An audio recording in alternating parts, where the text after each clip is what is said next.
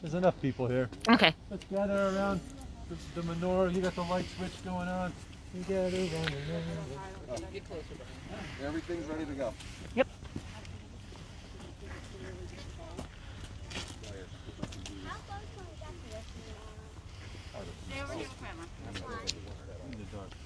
You want a flashlight? I will tell you in 2 seconds. Here, brought this just in case. Because I brought it to touch it. All right. Which I forgot. It's the big menorah and lights in the ground. That's the big menorah. So I'm gonna take my mask off so you can hear me. Okay, should be fine. Just like that. Good evening, everybody. How are you? Good evening. Good evening. Well, welcome to tonight. I have a speech written and prepared for me, which I never do. But my son, who's a budding speechwriter over there, wrote this speech, so I am going to read it because I think it's pretty darn good. So, it is my honor to be with you all on the first night of Hanukkah. Let us all be reminded ourselves why we are here. We are here together as a community. In troubling times, it's important for us to come together. In Hebrew, Hanukkah means dedication. Tonight, we are all reminded of dedication. Dedication to faith, to tradition, to family, and to community. Now, this could not have been possible if it weren't for the dedication and perseverance of communities. I applaud all of you. Even during a pandemic, the Jewish community made sure that this year's Hanukkah will be celebrated. The Hanukkah holiday came about after an ancient fight for religious freedom in a time of great persecution. Now we celebrate the right to freely worship in a country that allows us to do so. Tonight, we light the menorah to symbolize the first of the 8 nights of Hanukkah. The menorah now represents the ancient miracle of when the menorah was first lit and stayed lit for 8 days.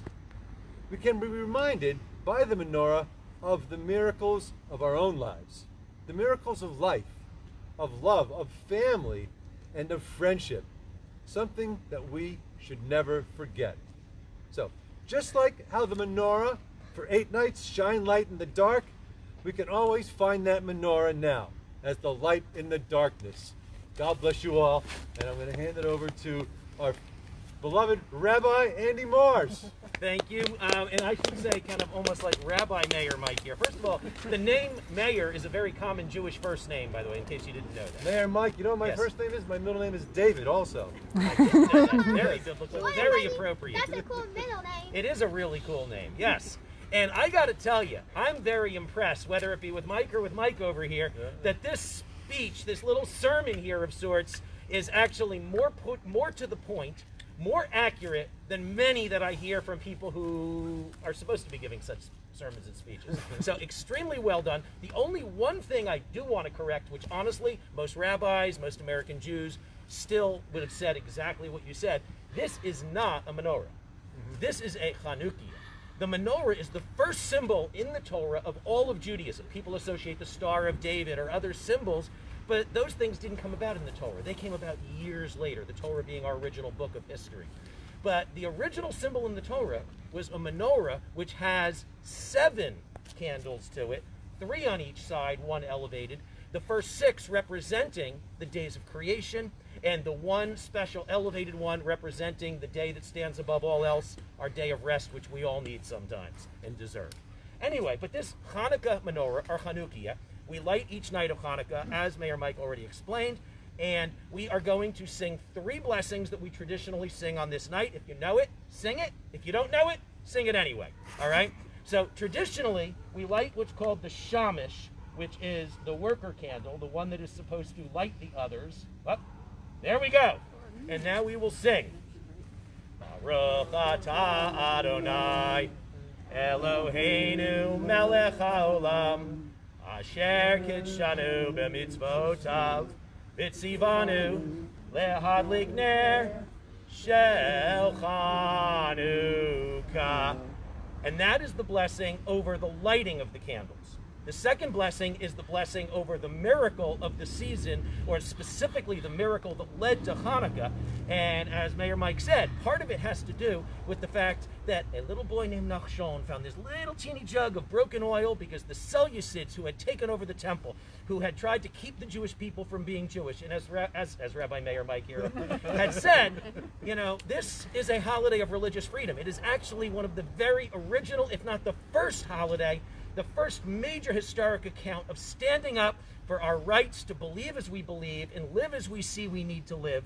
And it was an incredible, incredible feat that we somehow, the Maccabees, this small group of Jews who didn't have the same military training, who didn't have the same numbers, who didn't have the same military equipment, were able to, with smart strategy and with the faith in God, stand up against those who were trying to oppress them and somehow come out victorious.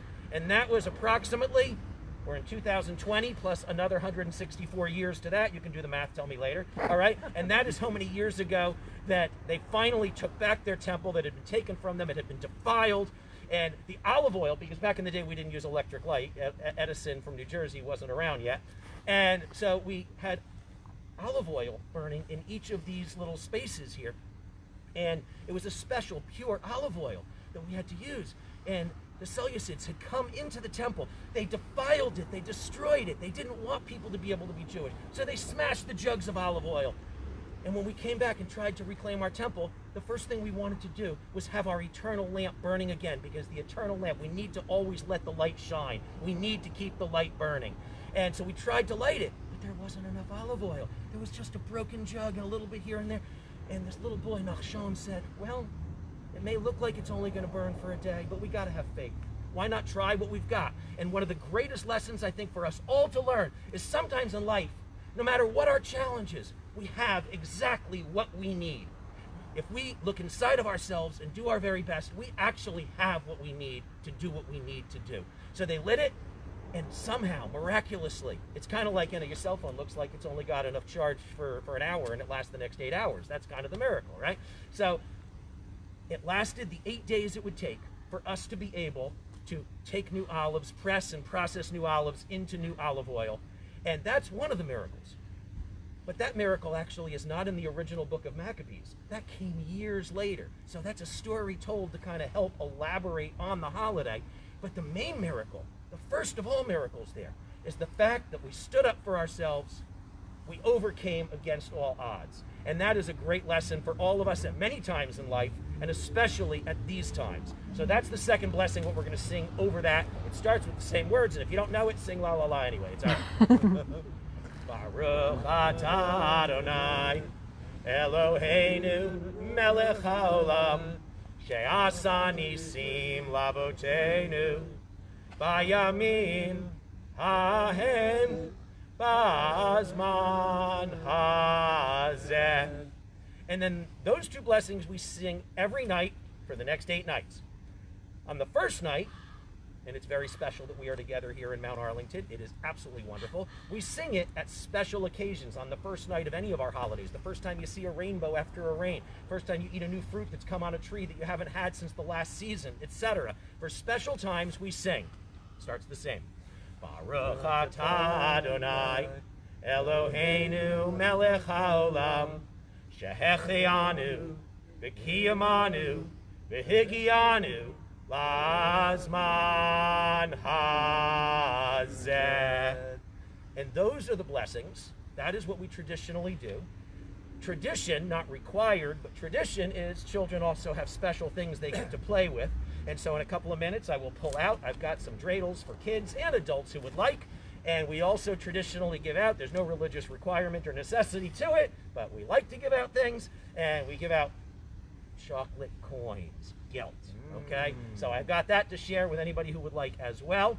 And if I may, I will just mention anyone who would like to, whether they're here in person or online with us, anybody who would like to be able to connect further for Hanukkah or other Jewish holidays, by all means, please check out bnaitov.org. Bnai Tov is the name of our Mount Arlington synagogue. We have a little chapel here in Mount Arlington. We also will be having a community gathering on Sunday night at the bigger Bnai Tov facility, which is on Berkshire Valley Road. And anybody who would like to come for our 12-foot tall Chanukiah that we just put up there, that's pretty cool as well. We love that Mount Arlington has this, does this, and I really cannot speak enough positively about how accurate Mike wrote and Mayor Mike spoke. It was beautifully done. And so I want to wish you all a Chag Sameach, a joyous, joyous Hanukkah.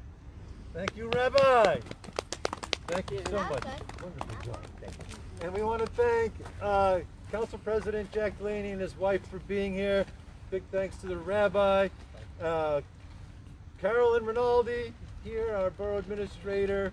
And of course, without Christine, this wouldn't have been possible. And our DPW for coming out tonight. And, Da and the Rabbi. fire Thank you, department, thank Jason you. Vivian. I could just introduce everybody here. Okay. There you go. And anybody who wants gelt or dreidel, I'm going to start over here with the youngest of our crowd. Mike, Would you like to see pick your gelt? color dreidel, or whatever I just grabbed in my hand? I'm All having right. some. And would you like to take that bag of gelt? That's all yours. Anybody else who wants a dreidel? And by the way, do you know how to spin a dreidel? Okay. You want to show everybody? I know it's not the best flat ground, but you can try. You want to show everybody? You want mommy to help you? Yeah, because I'm so shy. You're doing great. You're doing great. I don't think she's Jason.